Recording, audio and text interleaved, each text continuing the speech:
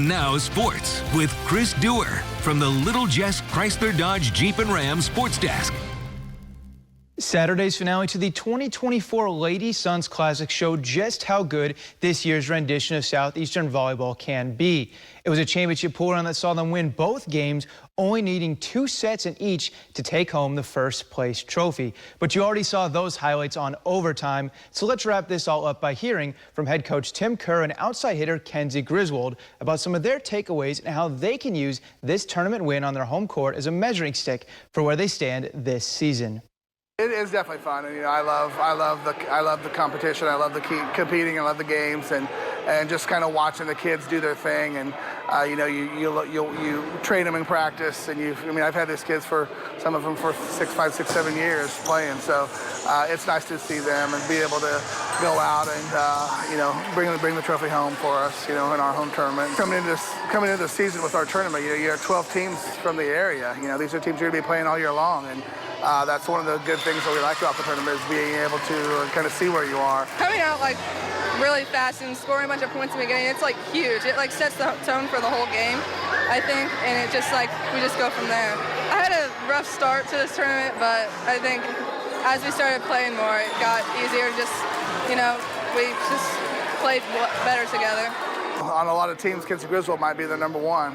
She's really a good player, and she's coming into her own the last couple of years, and hopefully there's bigger and better for her. She's going to just continue to get better. And I like being able to, my team get a good pass and then good set, and I love being able to just be there for my team. It's definitely little ebbs and flows, little things where you have to kind of overcome things if they don't go your way, and try to just catch as many breaks as possible, and we caught just enough at the end of that one to be successful. Sometimes there's a lot of hype and it's hard to back it up, but they definitely backed it up this week, and it's nice for them to be able to get honored for that, and they get recognized for that, and they certainly work very, very hard at their craft. 6-0 now on the season for Southeastern, by the way, have not yet even lost a set. On to soccer, where the QU men hosted Northern Michigan earlier this afternoon, and the Hawks dropped this one 2-0, gave up 1 goal in each half. They couldn't get much going on offense either, just 2 shots on goal for the game by QU, and they fall to 0-2 on the season. And QU women's soccer with a Sunday afternoon match as well. They also fall via the shutout. 1-0 to Davenport was the final. Hawks allowed just 1 goal on the game, but it came on a penalty kick in the 52nd minute. The women's team now 0-2 on the year. They'll be on the road for the first time this season on Friday.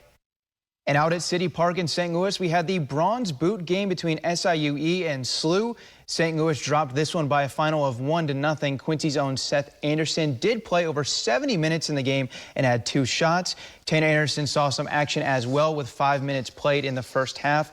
Both of the local products, though, on the wrong end of the shutout.